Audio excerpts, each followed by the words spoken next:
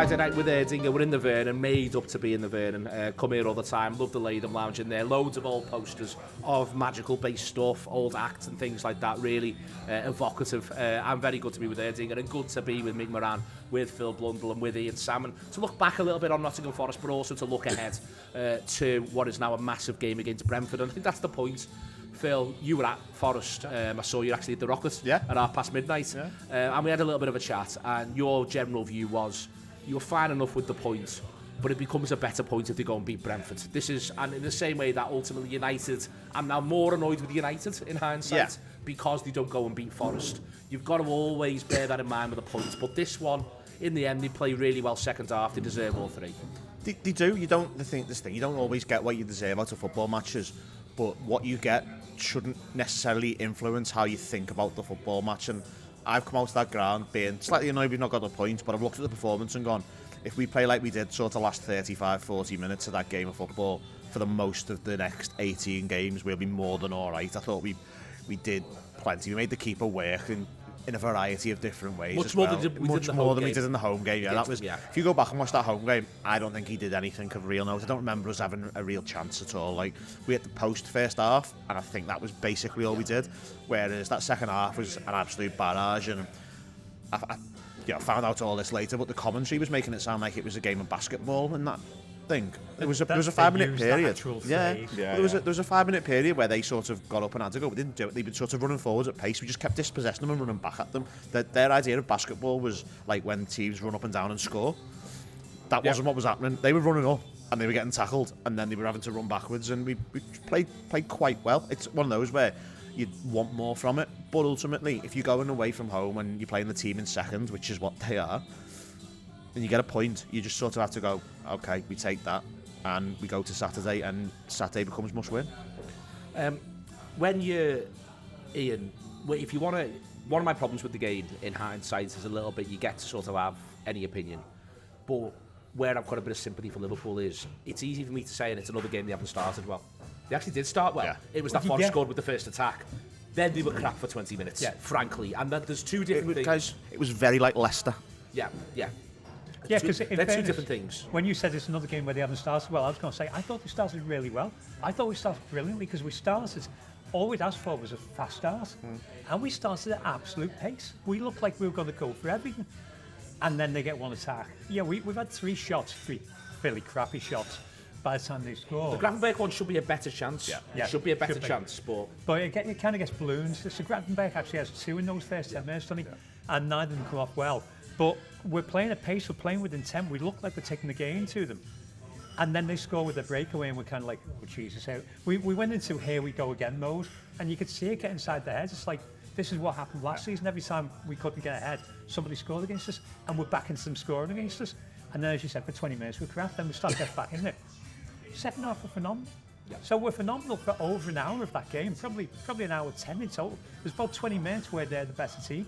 I thought it was a cracking game of football. Really, obviously I wasn't there, but watching on the telly, I thought it was brilliant. But we deserved the win. And you don't always get what you deserve to. Mick, it was brilliant to watch. Again, trying to take a step back from it, not least because they are now so much of what they are. And what I mean by that is there's just not that many sides like them, and not that many sides like them who are as good as them. They are happy to defend the penalty area, but they've got that ability to break at pace, although the second half we took it away from them. But they are about as good a low block team as we're going to face this season. And in the end, we should take our opportunities, but if we're able to do that against that low block team on their ground, when it's do or die for them, then we shouldn't be scared of any other low block team for the rest of the season. Yeah, I think you've got to admire them for what their style is, because they were just letting us have it. They were letting Van Dijk just have several touches, whatever, play it round, and then once we got to a certain area, they were on us. I think Slot mentioned it after the game, saying if we can come here and make that many chances that we did, I think it says a lot. I think obviously you've got to contextualise that with Forest are doing really well and stuff. Yeah. But in terms of their style of play, you've got to they're playing to the strengths, because I think we mentioned before we started recording that the Anfield game where they didn't have Erdinger or Hudson-Odoi starting, and they kind of just sat in, and then they brought the wings on towards the end of the game. Whereas this one they went for it a little bit more. So you've got to obviously give them a bit of credit for that as well. But I thought majority of the game, you boys just mentioned, we were just dominant for most of it, and it was about like finishing. Like obviously, Aina blocks one on the line from Salah. Yeah. There's whole host of chances where another day it flicks off him and goes in. It's the post and goes in. The Jota one-on-one hits the undercarriage of the goalkeeper. Exactly. There's other days where that just You need that to go for you. It's all about luck as well. And I think like saw people online, like obviously you don't want to delve too much on like Twitter because you can get into a black hole. And I know Phil knows about this because I see you posting all kinds of shit, lad. He has a lovely time though. He has a great time replying to people. But you see people just going like, but you see some sane people saying like Arsenal like having like a bit of a lucky period, I guess, in inverted commas, and we're in like maybe an unlucky period where it's not quite going for us. But once we kind of maybe get over that a little bit, with the games coming up, obviously Brentford's going to be really difficult, like we're going to touch on, but we played really well, and I think it's a good base for it to go into Brentford as well. I think it's a little bit Taylor two centre forwards. First chance that Wood gets, he scores. Jota's even more dynamic around that literally first touch, incredible. But there's, for me, Phil, the frustration of the match, the one that, you know, in hindsight, I wish that Liverpool had done a little bit differently. And he did have the option, let's be clear, to start Darwin Núñez. He was suspended for the game. But I think it should now be time for Liverpool to commit back to the idea that they've got two left wingers, two centre forwards, Salah forever, but maybe the occasional bits and pieces in terms of being able to rotate him. Could probably do all three as well if we're being honest. So you can maybe, you know, do something around that. But I think it's important now to go back to playing number 9s at number 9. Yeah, I agree completely. I think we've done that 7 times now. The Diaz up front and Gakpo off the left. Leverkusen won 4-0. Nothing happens for 45 minutes. Like literally nothing happens for the first 45 minutes of that game. I don't think anyone had a real shot until Jones sort of manages to get himself half yard space and play Diaz too. The City away, City are off. City at home. City aren't playing very well. Yep. And it was a surprise to them. They didn't watch it and know what we were going to do. They didn't really have any video to go off and say they're going to do that, they're going to do that. Fulham, I thought we started terribly against Fulham. And all right, we went down to 10 men, but at the same time, it didn't look good before we went down to 10 men. You can't really judge it positively or negatively because of how early it was. But the signs were not good. However, when Robertson gets sent off, there's then Spurs and West Ham, who I don't think had any interest in defending, and I think we could have put out any perm of about 15 players up front, and we would have scored 4 goals in both games and won the game comfortably. You've then got United and Forest, who look to me to have sussed out how to frustrate it. So I'm now looking at it like I just don't want to see it again. And I think the more we do it, the even easier it'll become for centre-backs, because centre-backs aren't being occupied, they're not being worked. Like there was one time the other day when Luis Diaz was picking the ball up off a centre-back. He's playing up front. I don't really want him to see me centre-forward picking the ball up off a centre-back and running 40 yards forward against a deep-line team. And then that's isolating Mohamed Salah. It's making his life even more difficult by not having an overlapping full-back or a centre-forward anywhere near him. It feels like Mohamed Salah's our best player. We should be doing what it takes to get the best out of him, and it feels like it makes him worse. And I just think we should draw a line under it and move on from it. With it, I think as part of that though, the flip side is the manager gets his subs absolutely spot on against Forest. The move to Gravenberch at centre half I thought was so clever. I think there's a little thing. Do you think we might have scored too soon? No. Oh, I think there's definitely an element, I think, where it happens straight away and he's like, Jesus, It went in and I was like, do you reckon he might want to swap the centre back? Yeah, but I think with it though, what they were doing is they were able to sort of smother Gravenberch a little bit. As was said before, Ward had no interest, the big man, in either of Van Dijk or Konate when they had the ball. It was all about, between him and Gibbs-White, screening Gravenberch and making it hard. Suddenly if you put Gravenberch centre-back, well, you can't do that anymore. He can just get the ball himself and start and face the picture. But I thought it made a massive difference, Ian. Gravenberch's not in the game until he goes centre-back. Yeah. He's literally, the game is bypassing him. I just subbed him because it just wasn't happening for me. It's one of the few nights where you see it, where he can't get on the ball, he's not available for the ball, the game's going on around him and he's not involved. So put him centre-back, and it's become that old quarterback idea. Suddenly the game is being dictated from centre-back. And the thing that we don't have, you know, if we go with Quanta and Endo as centre-back, you don't get the ball out to the same level. You put Gravenberch there, you've got the ball out straight away. Suddenly we look like we've got an extra man on the pitch. Yeah. I thought that was absolutely phenomenal. I thought that substitution is clearly genius because it works immediately, but that move is incredible because it's a brave manager to make that move. He's done it twice now. Once because it was forced on him, and once through absolute choice. And that's really clever. Tactically, it's brilliant. But to go back to Phil's point a minute ago about Salah and about the centre forward, Salah likes playing with Núñez, and as much as Núñez has burnt my head out, I could live without seeing him on the field. Diaz stopped scoring as soon as he moved into the false 9 position. So we need, if it's not Jota, then it needs to be Núñez. We need to go back to that because that makes all the difference to us. I think the other thing that happens post the change in amongst how Liverpool are able to engage them, Mick, is there's just a lot to be said at times for having that sort of momentous force that stems from, firstly, Gravenberch, but also then what's in front of them. They're able to go from there. In a really funny way, I felt the game missed Joel Matip. It was a pure Joel Matip sort of game. Suddenly Joel's striding forward and he's in the final third and no one knows what to do with him. Konate's never going to quite do that for you. I think having that all over the pitch more and more, I think, in the modern game, I just think having the feeling of everyone can create something. And I thought on the night, the other thing that he changes is Robertson's having a terrible night. And suddenly Shimikas comes on, and Shimikas, both from dead balls but also from open play, feels as though he can make something happen as well. Yeah, I think there's a moment where they play a crossfield ball and Robbo falls over, and I was like, that summarises the night for me in terms of his night anyway. So I was glad he got brought off, like, because he wasn't having the best game. But yeah, Gravenberch, I think like we've all given like plaudits to like Salmon in terms of like his tactical like substitutions and stuff, like you mentioned with Ian before, like bringing off like Konate. I think Konate's tried to do that run now from the back, and he can do it to a certain level, but he gets to a certain level. He gets to a certain like period in the pitch, and he goes, nah, a little bit I've hit a brick wall now. But Gravenberch, like there's moments where he's like pushing people off the ball, he's winning it back. That's stuff that we weren't seeing last year, but we've started seeing this year. All like the defensive stuff, defensive work. That, along with like playing in that position, is perfect for him in these games where you don't need two centre halves, you just need someone to win it and bring it forward. That to me, that idea of what we weren't doing, and I still don't think we necessarily absolutely nail it second half, Phil, was stringing them out right the way along the pitch. But first half, you'd argue that there's too many Forest players who find it far too easy. Second half, when the final whistle goes, the Forest players are absolutely on the knees. They're exhausted, they've been knackered for 10 minutes. And that's partially because Liverpool can attack from all angles. Every Liverpool player could be constructive in possession. So you can no longer leave someone alone. You can no longer save your running. And the job Liverpool do, I think, of wearing Forest down, they nearly managed. Obviously, you get the goal and we say they absolutely nailed it. But to me, it was like a little bit of a 2019 Manchester City performance where you just feel as though the goal doesn't quite come, but they've done everything they can, and they've absolutely battered the opponent from every angle. Yeah, it was like we just turned the volume up constantly, and then unfortunately the referee pressed mute, basically, didn't he, and ended the match. That's we kept going and kept going and kept going, and it felt like we were making the pitch as wide as possible as well, which I don't think we've done that much of this season. Like it felt like 5 different people put some form of crossing from that right hand side, the far side from where I was. I remember I just liked a bit more Szoboszlai in the end. I felt like he had Nico on toast when he went over there. We know Nico's a good player, but I really thought Szoboszlai he was exhausted as well. They were so tight.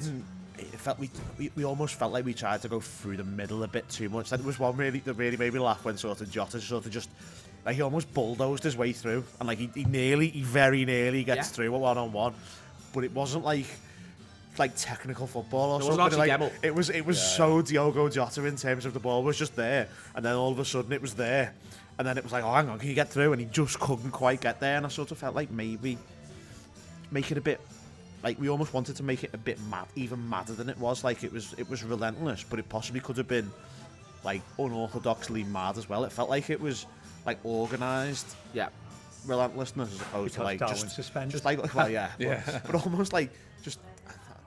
I want them to give Chiesa 5. Yeah, in that sort of you never know way. Yeah, exactly. I'd have given Chiesa 5 for Salah because it wasn't happening for Salah. At the same time, I said that it started bold for Salah. Bold that though. I'd have done Gakpo. I thought for almost like an 88. Yeah. With the added time, just almost throw him on there and see. Sort of, it was all, but at the same time though, you felt like this is fine. Don't change it. Yeah, I know. It might have knocked it off the rhythm. The rhythm might have changed, and the rhythm was absolutely fine. It wasn't crying out for it, was it? No. In the way that some substitutes are. You were sort of like, this is just keep going. It's one of them where if you'd find another 2 minutes from somewhere, you might get one more chance, and that's it. Because they were done, basically, weren't they? They were absolutely exhausted. But fair play to them. Yeah, absolutely. It's, you can watch them and see exactly why they are where they are, because they're very good at what they do. But imagine like you give a ball, they had 35% possession at Everton, didn't they? Yeah. Like if you hit them on the break bank, they're not going to do it. They're not going to go through that, are they? That is the thing. That's the way in which it works. Listen, we're going to talk now in a second or two about Brentford. We are in the Vernon. We are with Erdinger. It is not Friday night. It is Thursday night. But you know how this works when it's Saturday, 3 o'clock. We've got to move things around somewhere. See you in a second. And Erdinger, please.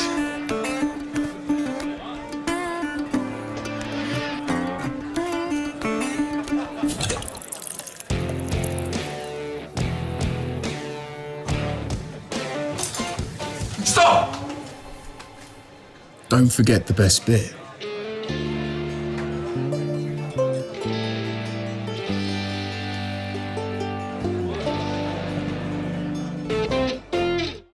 Friday night, Thursday night with the Anfield Wrap in the Vernon. A pleasure to be here and with Erdinger as well. Ian said before then about Brentford.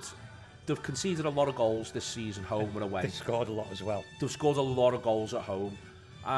I think it's going to be quite an interesting affair. I think there's a way they play that I think will match up well for us. I'm really optimistic about this one. I feel as though they've sort of, and also they've got their own injury issues. They've sort of got to take it to us, I think, and I think that could suit us down to the ground. I think the natural game is to take it to us at the moment, isn't it? Because Bueno is available, Whistler's available. Their natural game is to take it to us, and they are a very good footballing team. So I'm optimistic, but at the same time I'm a little bit worried about it because they score goals, but they do concede. So they scored, I think, 40 this season and conceded 37. Yeah. So the likelihood is it could be a high-scoring game. I'm just hoping we score more than they do. Well, that's the way it works for one. That's literally the rule of the game. But we've looked a little bit flat the last couple of games. Although we did create, as we've said already, we created a load against Forest. If we can create what we've created against Forest, we're more likely to score more. I know, again, that's the most obvious thing I've ever said. No, it's funny. He's ended up back with the three midfielders, Phil. But against City, for me, it's fascinating. He started the back four. But he sort of got to the next cab off the rank in terms of centre-back at the minute. It's Ben Mee, who he's not been eager to pick this season because of his age, ultimately. You know, Ben Mee's got a lot of qualities, but right now, it is probably the last season of his top-flight career. So he's not been picking him. He's been picking Vandenberg with Nathan Collins next to him. And he had at left-back Lewis Potter and at right-back Royslev. Now it is still that solid midfield three. Then with Damsgaard, that's what he had against City, and with Wisser and with Bueno. I think it'll probably be that, or something close to that.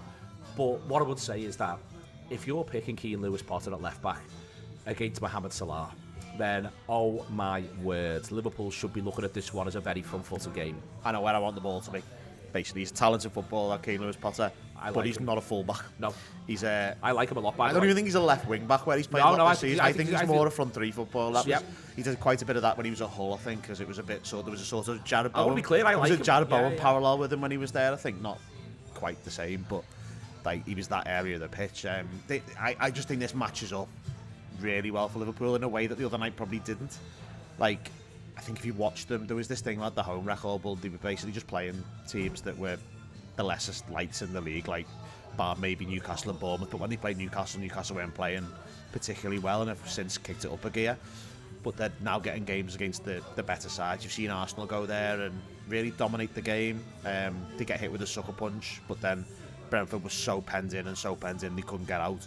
And then he kept making stupid. They gave him the ball a few times. They were quite poor. There was a really bad error at a set piece. There was so many just things that made life easier for Arsenal. And they've obviously come back to draw 2-2 with City the other night, but they were also 2-0 down with 10 minutes to go, and that's not a position you want to be in. It's great you get out of it, but it's not a positive to be in that position. The thing I would take from that is that they back themselves out to get any given moment. 100%. And that ground that's absolutely got to be Liverpool's focus. You've got to be really on it. You back us better than City in that position. If 100%. 100%. I back Liverpool to see that. I back Liverpool to see that game out probably 100 times out of 100, to be perfectly honest with you. That's the thing we've missed the last couple of games. Control. 100%. The first goal is vital for us here, I think, because if you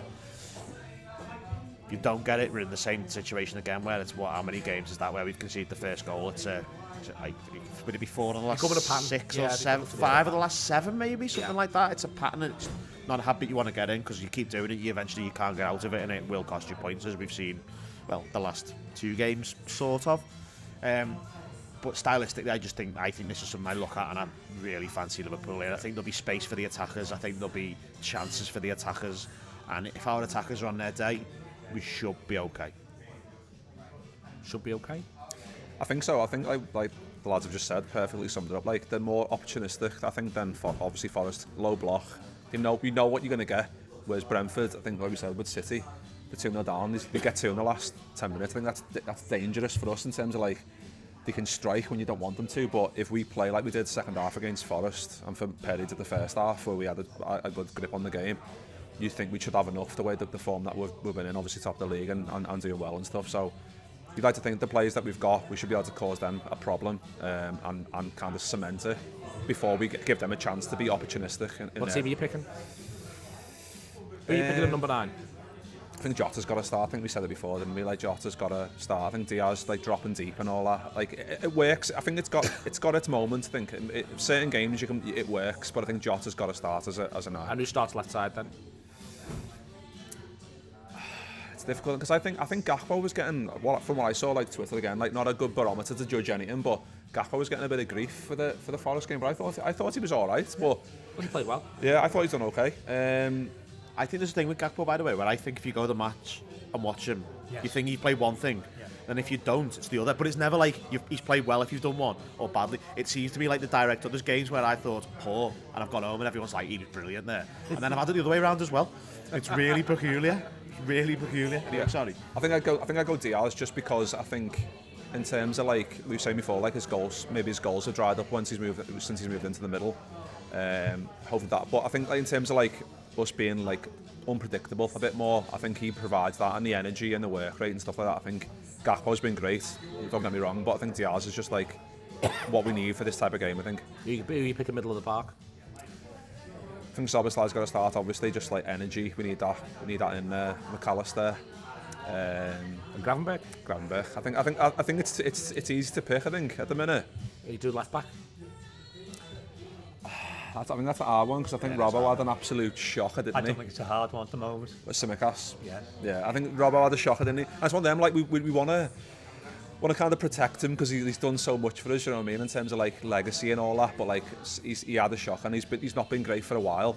He's had his ups and downs, but I think Tsimikas, in terms of, like, if we get a set piece delivery, we saw that against Forest. And more than once, by the way, I want to say. Exactly. It wasn't just the one that goes. It wasn't just the one that's a belter. Yeah. And also, it's not as though Trent or McAllister's, not just Robertson, Trent or McAllister's set piece deliveries have been spot on either. Who are you picking? Funny world, the left back though, isn't it? Where you start one and you'll probably get to half time and go, should have started the other one there. I think it is a weird sort of conundrum. What would you do? I think it comes down to you pick left wing. Okay. I think if you pick Gakpo left wing, I'd start Tsimikas. Yeah, I agree with that. If you start Diaz left wing, I'd start Robertson. And I'd almost let me left wing pick influence, and then I'd do. That was one of the best things we were doing in the autumn, was the full back. The full back and the left winger seemed to have a good relationship. And I'd flip both of them for the Lille game, because that's a Saturday Tuesday turnaround. Yeah. And you're able, and also that's good squad management. You're able to say whoever doesn't play this one on that side, you're all starting a Champions League game on Tuesday. So that's what I'd do. There's one other thing I do wonder about, and that is, so on Instagram last night, I don't know if anybody saw this, but Kanate was in his front room doing, like, with resistance bands on his knee and stuff, and, like, showing the workout, which means he's still putting some work into that. So there is an argument that if you can sort of accept that this game's possibly going to be a little bit mad, do you start with Gravenberch at centre back and then go with Jones, Szoboszlai and McAllister as a midfield three? Is it a pint of Erdinger here, hasn't he? I'm fighting the world here. Just because it worked the other day and it gets you really on the front foot. Like you mentioned the tactical thing before, I think it pushed Nottingham Forest back 5 to 10 yards simply, and it wasn't like the only slight thing is they do sort of nominally play like a front two, I suppose, in some respects. But if you put Gravenberch there, they're looking at him going, this lad plays football. Exactly, yeah, exactly. It's that bit more cautious. It's one of those things that are sort of, I don't think he will do it, but I think it should possibly be considered and thought about in a maybe hang on. Given the Kanate thing, and like he potentially needs managing a little bit, is this something we can possibly do? Lille, do you? No, you don't. That is absolutely true. But maybe he might be in a situation where he might not be able to do 90, and if he can't do 90, maybe because you might be able to get into a position where you 2-0 up and then you can bring him on. Yeah, and then you can change it that way, because I wouldn't really want to be in a position where he can't do 90, Liverpool are 2-1 up with 25 to go, and we have to bring him off. Who you start number 9? Jota. Left back? Tsimikas. And left wing? Gakpo. And you play Gravenberch at centre half because you like Phil Blundell? I like, yeah. Can't wait to see the comments. Mostly because I like Phil, but also because I think it works. There's a reason I haven't got a YouTube account. And you also get Jones on the pitch, and Jones was excellent when he came on against Forest. He was excellent when he came on, because it gives you a different balance between the two. Okay. I like it. It's Maverick? No, it's Phil's an enormous game. Arsenal got Villa. You know, let's acknowledge they win the North London derby. It's a funny game. Let's not get too carried away. Villa, I think, have been interesting the last couple of games. the cup game against West Ham, they begin to prepare for the Everton match. The Everton match, I think they don't have a shot after Watkins scores, Villa. They don't have a single shot. They just sit in. Matty was there, says Villa were terrible. Yeah, they just had no interest. They went 1-0 up and just went, see you later, boys. I'll be honest, I saw Trossard score and turn the television off in a huff and just put traitors on last night. So I've no idea what happened after about 8:50. Phil, anything because of surprise. Phil, my relentless commitment to snooker. That's fair, you know. And David Moyes meant that I had dual screen situation. Absolutely fair. So I found myself in a situation there of watching that. So they don't have another shot after Watkins. No. Watkins has a shot, he scores. No other shots, no other interest from Villa, but they just bettered it. Yeah. Calvert-Lewin gets a great last opportunity. The point being here is that if we can beat Brentford, we're back, same number of games played, 7-point gap on Arsenal. And the pressure on them when they kick off against Villa. And they got beat by Villa at home last season. And Emery loves a laugh against them. Brentford is effectively our game in hand in some ways. Yeah. And it doesn't sound like that, but the table at 5 p.m. will be what the table looks like in real terms. And I think everyone's stressing about what the table looks like when they've played more games. And, all right, you're not guaranteed points from the game in hand, but it's an artificial table. And the gap is technically not quite the gap. Whereas when we both played the same, like it was before they kicked off last night, that's what the table looks like. And if Liverpool get that gap back to 7, everyone needs to look there at 5 o'clock tomorrow and go, right, that is the way, that is what's this is a 17-game season with a 17-point head start and be 7 points head start. The panic and not tomorrow because it's Thursday, Saturday. Come on. Friday night. The panic at the end of their game when it was down to 4 points this sort of thing. Changed. No, I'm sighing because the comedy is sometimes we do it on a Thursday, it goes out on a Friday. Is it out today? Yeah. Right. Put it out tonight. No, Marvelous. But it's more that and then you get the days wrong then. Oh yeah. I don't just need to put something on. I'm trying. Days are just a construct in a title challenge. They are just a construct in a title challenge. No, I think it's massive. I think it puts pressure on Arsenal. They'll know before kick-off. Those supporters will know as well. And that puts you in a situation where if Villa do manage to do what Tottenham did and get the first goal of that game, firstly, they won't be as weak and as purposeless as North London's finest in Tottenham Hotspur.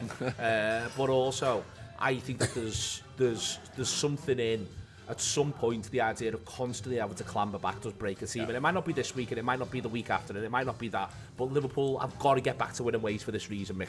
Yeah, I think we've seen the recent results. We've got to these draws we've seen in the past. I think that's kind of seeing people online saying PTSD and all that stuff that we've gone through in the past with obviously City and whatever. But yeah, I think Liverpool, obviously how we've been doing this season. This is a game that if we can go there and put up on a performance, that's one of them. Get that 7-point gap back again. It's one that we can build on. But I think it's one of them like Arsenal. You see people online, don't you? Saying this is going to be worrying about stuff that you don't need to worry about. I'm people are making things up to worry about. You're saying really artificial weird. Tables. And I'm trying to just figure it out. I watched the game last night and I was like. What was it last night? Yeah, it was last night. It was last night, yeah. Just checking.